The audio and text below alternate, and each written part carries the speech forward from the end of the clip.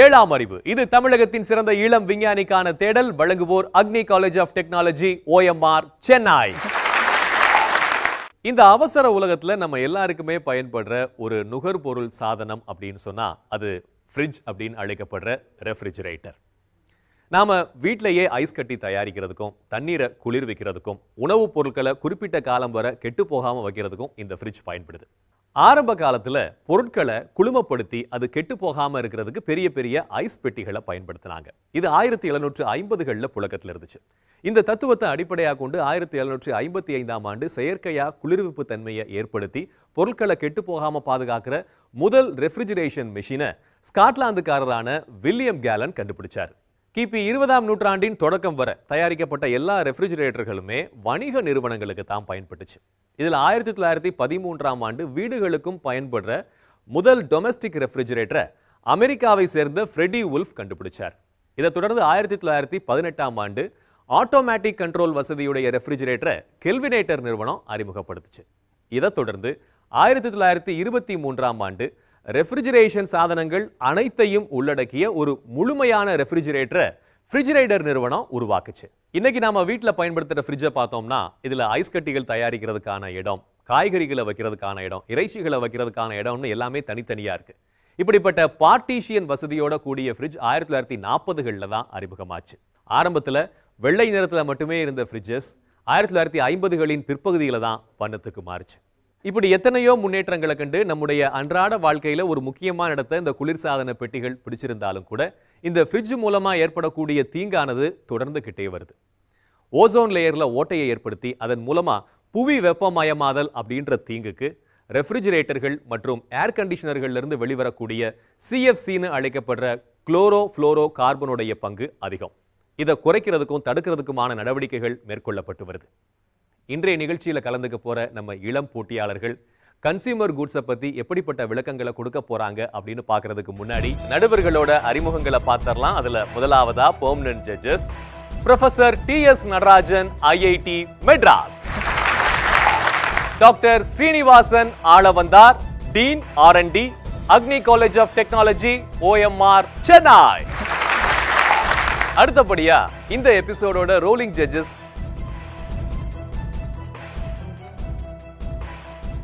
நடுவர்களோட அறிமுகங்களை நாம பார்த்துட்டோம். அடுத்தபடியா நம்ம சிறப்பு விருந்தினரை அழைக்கும் நேரம். Let's welcome our special guest Mrs Chandrika Prasad, principal, Bhaktavatsalam Vidyashram CBSE junior college, Korattur.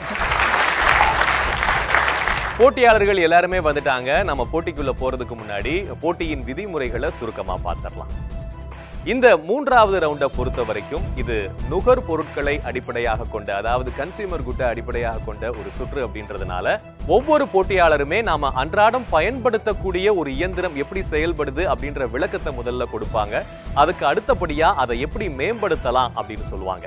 இதன் அடிப்படையில அவங்களுக்கு மதிப்பெண்கள் கிடைக்கும். வழக்கம் போல இன்னைக்கும் ஜட்ஜஸ் சீட்ல ஜட்ஜஸ் இருக்க மாட்டாங்க. அவங்களுக்கு பதிலா நுகர்வோர் அப்படின்ற அடிப்படையில இந்த போட்டியாளர்களுடைய பேரண்ட்ஸ் தான் இருக்க போறாங்க. இப்ப நாம நேரடியா நிகழ்ச்சிக்குள்ள போயிடலாம். இன்றைய நிகழ்ச்சியின் முதல் போட்டியாளர் ரித்திக் சந்திரன். ரித்திக், ஓகே, இந்த 5ல இருந்து 1 எடுங்க.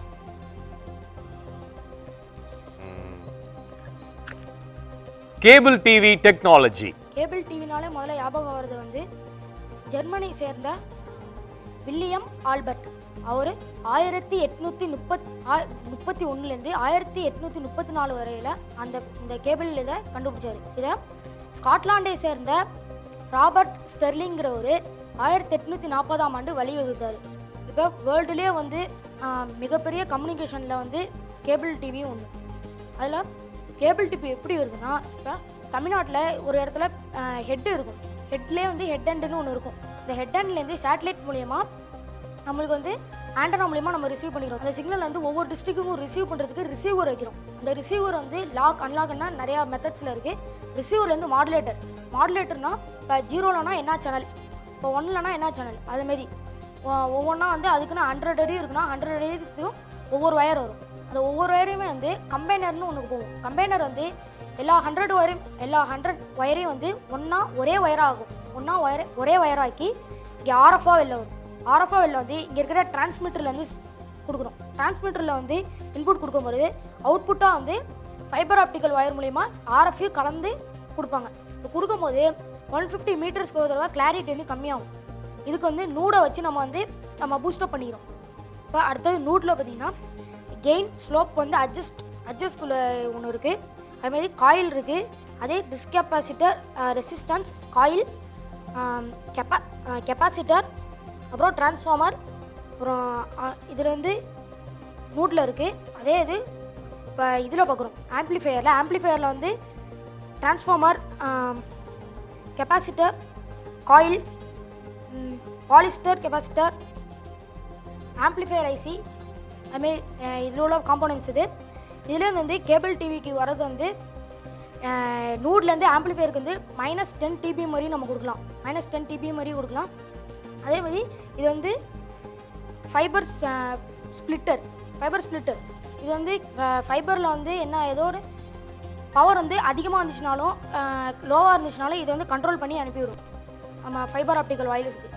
ஃபைபர் ஆப்டிக்கல் ஒயர் வந்து கட் ஆகிட்டுனா நம்ம வந்து சாதாரணமாக இன்சுலேஷன் டேப் போட்டுலாம் நம்மளாம் வந்து ஜாயின்ட்லாம் அடிக்க முடியாது. இதுக்கு வந்து ஜாயிண்ட் அடிக்கிறதுன்னு ஒரு மிஷின் இருக்குது. அது வந்து லேசர் மூலிமா தான் அதை வந்து ஜாயின் பண்ண முடியும். இதுதான் வந்து ஃபைபர் ஆப்டிக்கல் ஒயர்.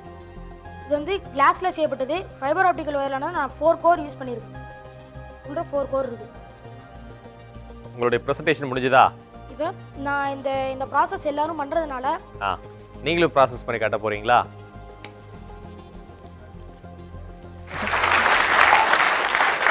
நம்ம நிகழ்ச்சியில அடுத்து வர போற போட்டியாளர் எந்த நுகர்பொருள் சாதனத்தை பத்தி விளக்கம் கொடுக்க போறாரு அப்படின்னு பாக்குறதுக்கு முன்னாடி ஒரு சின்ன பிரேக். 7ஆம் அறிவு, இது தமிழகத்தின் சிறந்த இளம் விஞ்ஞானிக்கான தேடல். வழங்குவோர் Agni college of technology, OMR, Chennai.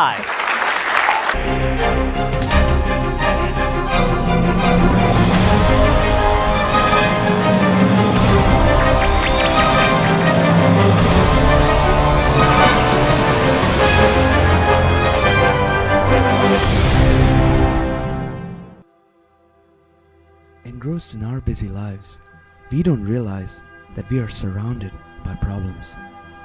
Poverty, hunger, unemployment, child labor, and pollution.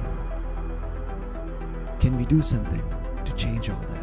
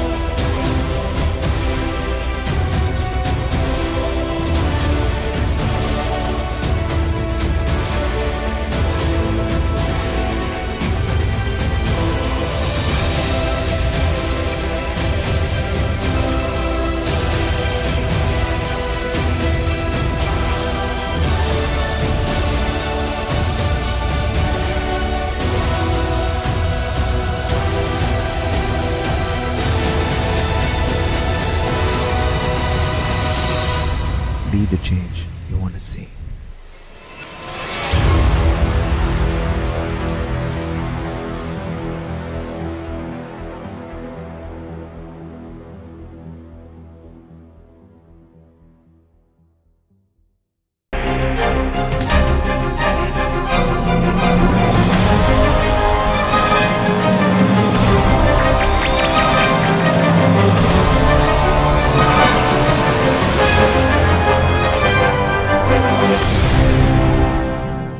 Welcome back to 7ஆம் அறிவு, இது தமிழகத்தின் சிறந்த இளம் விஞ்ஞானிக்கான தேடல். வழங்குவோர் Agni college of technology, OMR, Chennai.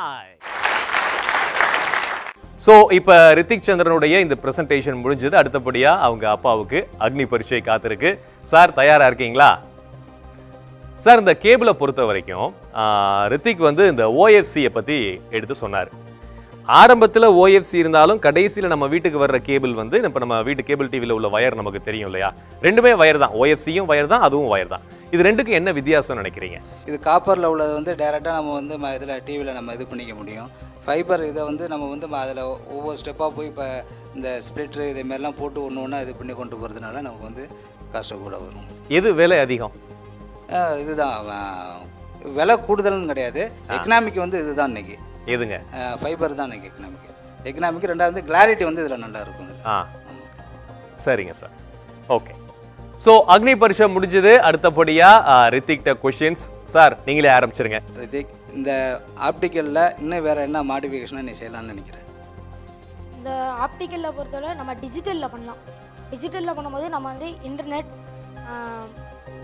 Telecommunication அதெல்லாம் நம்ம வந்து லேசரில் கொடுக்கும்போது அதுக்குன்னு ஒரு ரிசீவர் மட்டும் நம்ம வச்சோம்னா நம்ம வீட்டுக்கு வரையும் நம்ம வந்து டெலிகம்யூனிகேஷன் இன்டர்நெட் போல் நம்ம யூஸ் பண்ணிக்கலாம். ரித்திக் சந்திரன் தொழில்நுட்பமே இப்போ தான் நான் தெரிஞ்சுக்கிட்டேன். நான் மேலும் தெரிஞ்சுக்க வாழ்த்துக்கள். கேபிள் டிவியை நம்ம ஈஸியாக உட்காந்துட்டு வீட்டில் பார்க்குறோம். அது இவ்வளோ சிஸ்டம் இருக்குங்கிறது இப்போ நான் ஃபுல்லாக தெரிஞ்சுக்கிட்டேன் உன் மூலியமாக. அப்புறம் இப்போ டிவி பார்க்கும்போது திடீர்னு புள்ளி அடிக்குது இல்லையா? அது எதனால்? அது வந்து அதான் அந்த கிளியாரிட்டி இல்லாதனால புள்ளி அடிக்க ஆரம்பிச்சு. அதுக்கு தான் நம்ம ஒவ்வொருத்துக்கும் ஒரு நூடு இல்லாட்டி ஆம்பிளிஃபையர் வைக்கிறோம். அந்த கிளாரிட்டி வேணும். இப்போ எங்கள் வீட்டில் டிவி புள்ளி அடிக்குதுனாக்கா அப்போ அதுக்கு என்ன பண்ணணும்? அதுக்கு வந்து வீட்டிலனா ஆம்பிளிஃபையர் வைக்கணும். ரித்திக், நீ சூஸ் பண்ணும்போது உனக்கு இப்படி ஒரு டாபிக் வந்ததே வந்து ஒரு பெரிய கஷ்டமான டாபிக். அதை இந்த அளவுக்கு நல்லா எக்ஸ்பிளைன் பண்ணதுக்கு வந்து என்னோட பாராட்டுக்கள். நிதிஷ், ஒரு கேபிள் டிவி எப்படி ஆப்ரேட் பண்ணுறதுன்னு சொல்லி சொன்னது ரொம்ப நல்லா இருக்குது, அருமையாக இருக்குது. ரொம்ப நன்றி.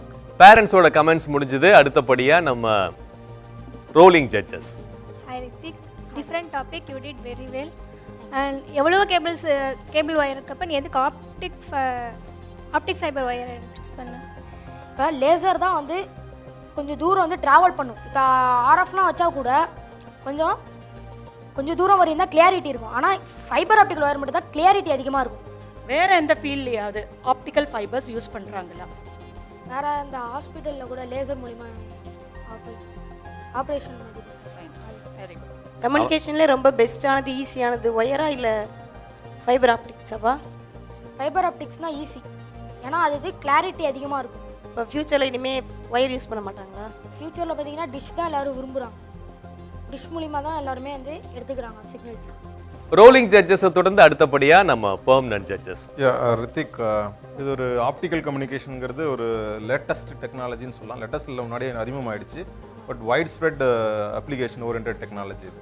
ஓகே, பட் அந்த டாப்பிக்கை வந்து அந்த டெக்னாலஜியை வந்து டெமான்ஸ்ட்ரேட் பண்ணுறது கஷ்டம். அது ஒரு என்ன சொல்கிறது, ப்ரெசன்டேஷன் பண்ணி இங்கே எங்களை விளக்கம் அளித்திட முடியுங்கிறது முடியாத விஷயம். அது அதில் கொஞ்சம் சிக்கல்கள் இருக்குது. அது கரெக்டாக நீ சொல்ல முடியாது. அது ஏதாவது ஒரு அனிமேஷனோ அல்லது ஒரு வீடியோவோ காமிச்சா தான் அது கிளியராகவே புரியும். அது அண்ட் ஆம்ப்ளிஃபையர் அடிக்கடி யூஸ் பண்ணணும் இதில் இல்லையா?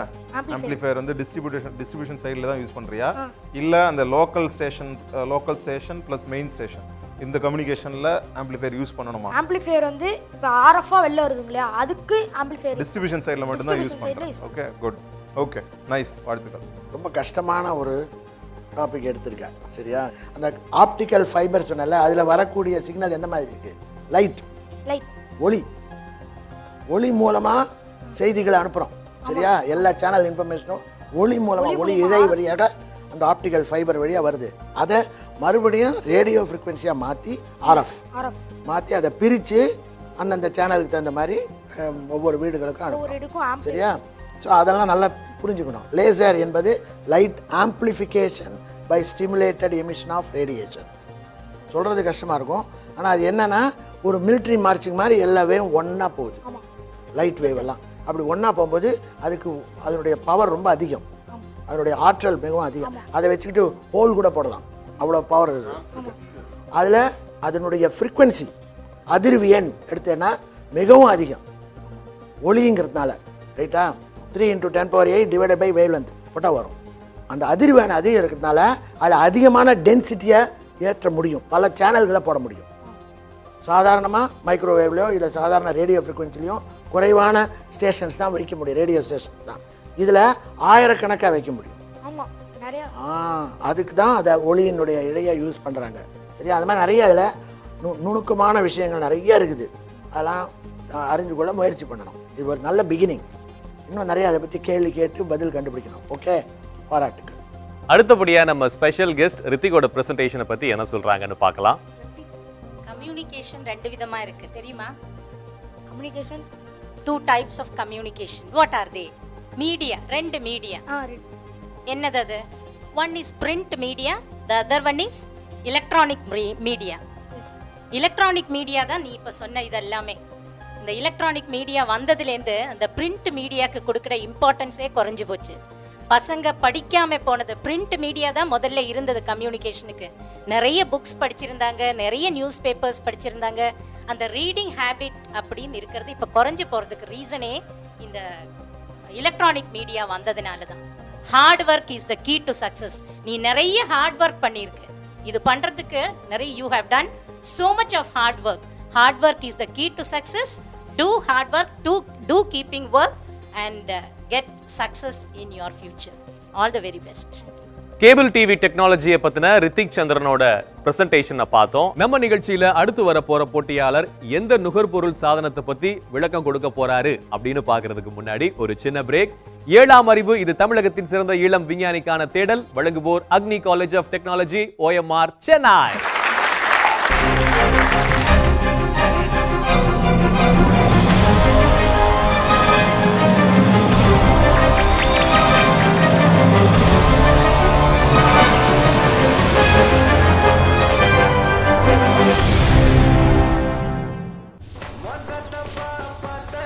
தொடர தூரத்தில் இருக்கிறப்போ நழுவ விட முடியுமா? எப்படி விட முடியும்? அக்னி எஸ்டேட்ஸ் வழங்கும் பெலிகன் ஹைட்ஸ் வேலைச்சிலிருந்து தொடர தூரத்துல துறைப்பாக்கம் பல்லாவரம் ரேடியல் ரோட்ல CMDA approved projects. Construction in full swing. நழுவிட்டுறாதீங்க. அக்னி எஸ்டேட்ஸ் வழங்கும் பெலிகன் ஹைட்ஸ். கிளாஸ்ல மட்டும் படிச்சா பத்தாது, ஃபீலையும் இம்ப்ளிமெண்ட் பண்ண தெரியணும். எங்க காலேஜ்ல நியூ இன்வென்ஷன்ஸ்க்காக ஏஞ்சல் ஃபண்டிங்ல இருந்து 5 கோடி ரூபாய் அலோகேட் பண்ணிருக்காங்க. யூனிவர்சிட்டி ரேங்க் ஹோல்டர்ஸ்க்கு ஃபுல் 4 year ஃபீஸும் ரீஃபண்ட் பண்றாங்க. படிச்சு வெறும் டிகிரி வாங்கினா மட்டும் என்ஜினியர்ஸ்னு சொல்ல மாட்டாங்க. ஏதாவது உருவாக்க தெரிஞ்சவங்க தான் என்ஜினியர்ஸ். எங்க காலேஜ்ல எங்களை பெஸ்ட் இன்ஜினியர்ஸா மோல்ட் பண்றாங்க. We are proud engineers of Agni college of technology. உங்க பசங்களுக்கு நீங்க என்ன சூஸ் பண்ணுவீங்க? ஆர்டினரியா இல்ல எக்ஸ்ட்ராஆர்டினரியா? Agni college of technology, OMR, Chennai. தொடர தூரத்தில் இருக்கிறப்போ நழுவ விட முடியுமா? எப்படி விட முடியும்? அக்னி எஸ்டேட்ஸ் வழங்கும் பெலிகன் ஹைட்ஸ் வேலைச்சிலிருந்து தொடர தூரத்துல துறைப்பாக்கம் பல்லாவரம் ரேடியல் ரோட்ல CMDA approved projects. Construction in full swing. நழுவிட்டுறாதீங்க. அக்னி எஸ்டேட்ஸ் வழங்கும் பெலிகன் ஹைட்ஸ்.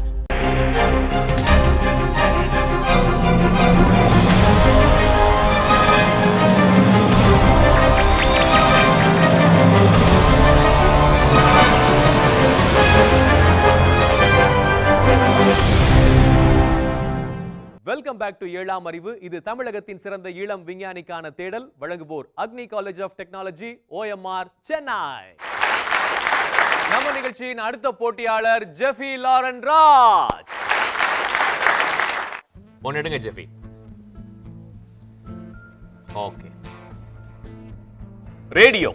ஸோ இந்த ரேடியோவோட ஃபர்ஸ்ட் மெயின் கான்செப்ட் என்னென்னா, இதில் வந்து ரேடியோ வேவ்ஸ் வந்து சிக்னல் வழியாக வந்து இதில் இருக்க ஆண்டனாவில் வந்து ரிசீவ் ஆகி இது வந்து எலக்ட்ரிக்கல் எனர்ஜியாக மாறி இந்த ஸ்பீக்கரில் வந்து இது வந்து சவுண்ட் எனர்ஜியாக வெளியே வரும். ஸோ இந்த காயில் வந்து ஆண்டனாவாக இதில் ரியாக்ட் ஆகுது. இந்த ஆண்டனா வந்து இந்த ஃபெரைட் ராடில் வந்து இப்படி கனெக்ட் ஆகி நம்மளோட ஆண்டனா மாதிரி ரியாக்ட் ஆகுது. இந்த ஆண்டனா வந்து நம்மளோட இந்த சர்க்கியூட்டில் வந்து ஒரு எண்டில் 2 ஆண்டனா வந்து இந்த எண்டில் வந்து 2 கம்பி மாதிரி இருக்கும். அதான் வந்து இதில் ஆண்டனாவாக ரியாக்ட் ஆகுது. ஸோ இதில் வந்து 3 வேவ்ஸ் இருக்குது. இது வந்து எஃப்எம்னு ஒரு வேவ் இருக்குது, அப்புறம் மீடியம் வேவ்னு இருக்குது, அப்புறம் இன்னொன்று ஷார்ட் வேவ்னு இருக்குது. இந்த எஃப்எம்மில் என்ன ஆகும்னா, எஃப்எம் வந்து ரொம்ப ஷார்ட் டிஸ்டன்ஸ் தான் போகும், ஆனால் அதோட கிளாரிட்டி வந்து ரொம்ப நல்லாவே இருக்கும். மீடியம் வேவ்ஸ் என்னென்னா இதோட இன்னும் கொஞ்சம் தூரம் போகும். அது வந்து டோட்டல் ஒரு ஸ்டேட்டுக்காக அந்த மீடியம் யூஸ் பண்ணிக்கலாம். அதில் வந்து ஆனால் கிளாரிட்டி இதோட எஃப்எம்மோட கொஞ்சம் கம்மியாக இருக்கும். ஷார்ட் வேவ் வேணும்னா கண்ட்ரீஸ் டு கண்ட்ரீஸ்க்கு கூட அனுப்பலாம், ஆனால் வந்து அதோட கிளாரிட்டி ரொம்ப கம்மியாக இருக்கும். இப்போ இதில் வந்து ரேடியோஸ் எலக்ட்ரிக் வேவ்ஸ்லாம் இந்த ஆண்டனாவில் வந்து ரிசீவ் ஆகும்போது இது வந்து ரொம்ப கம்மியாக இருக்கும். எலக்ட்ரிக்கல் எனர்ஜி வர்றது ரொம்ப ஸ்லோவாகவும் இருக்கும். அதுக்கு நான் இதில் வந்து ஆம்ப்ளிஃபயர்லாம் யூஸ் பண்ணியிருக்கேன். ஸோ இந்த ஆம்ப்ளிஃபயரோட ஃபங்க்ஷன் என்ன, இதில் வர ஸ்லோ எனர்ஜியை வந்து இது வந்து பூஸ்டப் பண்ணி விட்டு நம்ம இன்னும் எலக்ட்ரிசிட்டி கொடுத்து நம்ம ஸ்பீக்கருக்கு வந்து இன்னும் சவுண்டு கேட்க வைக்கும். இதுதான் இந்த ஸ்பீக்கர். கடைசியில் ஃபிட் பண்ணி முடியும் போது இந்த மாதிரி தான் இருக்கும். அந்த ரேடியோவோட உள்ள சர்க்கியூட் வந்து இந்த மாதிரி தான் இருக்கும். இதில் வந்து இது கேங் கெப்பாசிட்டர், இதில் கொஞ்சம் கெப்பாசிட்டர்ஸ்லாம் இருக்குது, நிறைய டிஃப்ரெண்ட் கெப்பாசிட்டர்ஸ், அப்புறம் ஆசிலேட்டர்ஸ், ஐஎஃப்டி, அப்புறம் இதில் ஒரு ஸ்விட்ச் இருக்குது ஆன் ஆஃப்க்கு. இதுதான் அந்த ஃபெரைட் ராடும், அந்த காயில் வந்து இந்த ஆண்டனால போய் இப்படி கனெக்டாக இருக்கும். அப்புறம் இதில் வந்து இது ஸ்பீக்கர்லேயும் வந்து கனெக்டாக இருக்கும். ஸோ இந்த பேட்டரியில் வந்து இந்த ரேடியோ ரன் ஆகும். இப்போ நேபாளில் கூட ஒரு எர்த்குவேக் இன்சிடென்ட் நடக்கும்போது இந்த ரேடியோ ஸ்டேஷன் மட்டும்தான் வந்து ஒர்க் ஆச்சு. இந்த டிடிஎஸ் வந்து எதுவுமே வந்து ஒர்க் ஆகலை. இந்த ரேடியோ ஸ்டேஷனில் வந்து அந்த ஆண்டனா மட்டும்தான் ஒர்க் ஆகி மற்றவங்களுக்குலாம் ஈஸியாக அலர்ட் ஆனாங்க. ஓகே ஜெஃபி, அக்னி பரீட்சைக்கு நீங்கள் தயாராக இருக்கீங்களா? நீங்கள் தயாராக இருந்தாலும் நான் உங்கள்கிட்ட கேள்வி கேட்க முடியாது, அம்மாட்ட தான் கேட்கணும். தம்பி இந்த ரேடியோவை பற்றி நல்லா எக்ஸ்பிளைன் பண்ணாரு. ரேடியோ கண்டுபிடிச்சது யாருமா? மார்க்கோனி. அடுத்தபடியா நம்ம பேரண்ட்ஸ் வந்து ஜெஃபிட்ட என்னென்ன கேட்க போறாங்க அப்படின்னு பார்க்கலாம். சார் ஜெஃபி, ரொம்ப அருமையாக பண்ணியிருந்தீங்க. இன்றளவும் இந்த கிராமத்தில் வந்து இந்த ரேடியோவுக்குன்னு ஒரு தனி மதிப்பு உண்டு. அதை பற்றி நீங்கள் நல்லா எக்ஸ்பிளைன் பண்ணியிருக்கீங்க, வாழ்த்துக்கள். ரேடியோவை வந்து இப்போ யாரும் நிறைய பேர் யூஸ் பண்ணுறதில்ல, அதை யூஸ் பண்ணணும்னு சொல்லி அதை கொண்டு வந்து பண்ணதுக்கு ஹேட்ஸ் ஆஃப் டு யூ. இப்போ ரேடியோ வந்து இந்த ஜென்ரேஷனில் வந்து யாருக்குமே கண்டிப்பாக தெரியல. எஃப்எம் ரேடியோனா எல்லாருக்கும் தெரியும், ஏன்னா மொபைலில் வச்சு பார்த்துக்கிறாங்க. மற்றபடி ரேடியோனா யாருக்குமே தெரியல. இப்போ அவனுக்கு அது கிடைச்சது வந்து எனக்கு சந்தோஷம்தான். அவன் வந்து அதை எக்ஸ்பிளைன் பண்ணப்போ தான் எனக்கே நிறைய விஷயம் தெரிஞ்சுது. So congratulations. பேரண்ட்ஸோட கமெண்ட்ஸ்லாம் முடிஞ்சது. அடுத்தபடியாக நம்ம ரோலிங் ஜட்ஜஸ் ஜெஃபியோட இந்த ப்ரெசன்டேஷனுக்கு என்ன சொல்கிறாங்கன்னு பார்க்கலாம். மேடம் நீங்கள் சொல்லுங்கள். What is gang capacitor? Gang capacitor is used to change the channel or tuning the channel. அந்த காலத்தில் எங்கள் தாத்தா வீட்டில் பெரிய பெரிய ரேடியோஸ் இருக்கும்.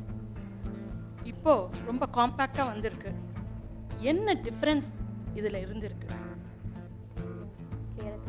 இதை வந்து தெரிஞ்சுண்டு அதுக்கப்புறம் இம்ப்ரூவைசேஷன் பண்ண ரொம்ப நல்லா இருக்கு. ரோலிங் ஜட்ஜஸை தொடர்ந்து அடுத்தபடியாக நம்ம பெர்மனன்ட் ஜட்ஜஸ். ஜெஃபி, உன்னோட எக்ஸ்ப்ளனேஷன்ஸ் ரொம்ப நல்லா இருந்துச்சு. ஆனால் அதில் என்னென்ன சில விஷயங்கள் ஆட் பண்ணியிருந்தால் ரொம்ப அழகாக இருந்திருக்கும். ஜெஃபி, முக்கியமான விஷயம் என்னென்னா இந்த சவுண்ட் இருக்கு இல்லையா, நம்ம பேசுகிற சவுண்டு அது குறிப்பிட்ட தூரம் தான் போகும், அதுக்கு மேலே போகாது. அதுக்கு எனர்ஜி இல்லை அதில். ஏன்னா அது ரொம்ப லோ ஃப்ரீக்வன்சி, உனக்கே தெரியும்.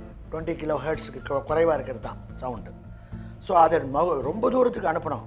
மிலிட்ரி பர்பஸுக்கு, சிவில் பர்பஸுக்கெலாம் அனுப்பினோன்னா அதை ஹை ஃப்ரீக்வன்சி வேவ் அது மேலே ஏற்றி அதை கேரியராக வச்சு அது மேலே இந்த சவுண்ட் வேவ்ஸ் வச்சு அனுப்புவாங்க. அப்போ அதிக தூரம் போகும். ஹை ஃபிடிலிட்டி சொல்லுவாங்க. ஆம்ப்ளிடியூட் மாடுலேஷனாக ஒரு மின்னல் வந்தால் கூட வேறு ஏதாவது டிஸ்டர்பன்ஸ் இருந்தால் அதுவும் சேர்ந்து அதை டிஸ்டார்ட் பண்ணிவிடும் மியூசிக்கை. அப்படி இல்லாமல் இருக்கிறதுக்கு எஃப்எம். ஆனால் ரேடியோவை யாரும் தள்ளி விட முடியாது. வீடியோ வந்தாலும் எது வந்தாலும் அது அல்டிமேட்டு அதே பிரின்சிபலில் தான் ஒர்க் பண்ணுது எல்லாமே. அதனால் ரொம்ப முக்கியமான விஷயம். அதை எடுத்துக்கிட்டு நீ இப்போ இருந்தே அதை பற்றியான ஆர்வத்தை வளர்த்துக்கணும். அது இன்னும் நல்லா எப்படி வேலை செய்யுதுன்னு புரிஞ்சுக்கிட்டு you should try to develop further. Okay, all the best. நம்ம rolling judges and permanent judges உடைய கமெண்ட்ஸ் முடிஞ்சது. அடுத்தபடியா நம்ம ஸ்பெஷல் கெஸ்ட் இந்த பிரசன்டேஷனை பத்தி என்ன சொல்றாங்கன்னு பார்க்கலாம். Before coming to this presentation, I would like to say one thing. இந்த ரியாலிட்டி ஷோ அப்படின்னு சொல்லும்போது எப்போவுமே ஒரு டான்ஸ், ஒரு பிரபுதேவாவை உருவாக்குறதுக்கு, ஒரு மியூசிக் எம்எஸ் சுப்புலட்சுமியை உருவாக்குறதுக்கு, அப்போ நான் எப்பவுமே நினச்சிருக்கேன் நமக்கு ஒரு சர் சி வி ராமன் வேண்டாவா, ஒரு அப்துல் கலாம் வேண்டாவா. ஸோ அந்த மாதிரி இருக்கும்போது இப்படி ஒரு reality show just to create the future scientist, அந்த விதத்தில் நான் வந்து இந்த மேனேஜ்மெண்ட்டுக்கு, அக்னி மேனேஜ்மெண்ட்டுக்கு என்னோட pranams. First I just want to congratulate you for this attempt. My best wishes for your future.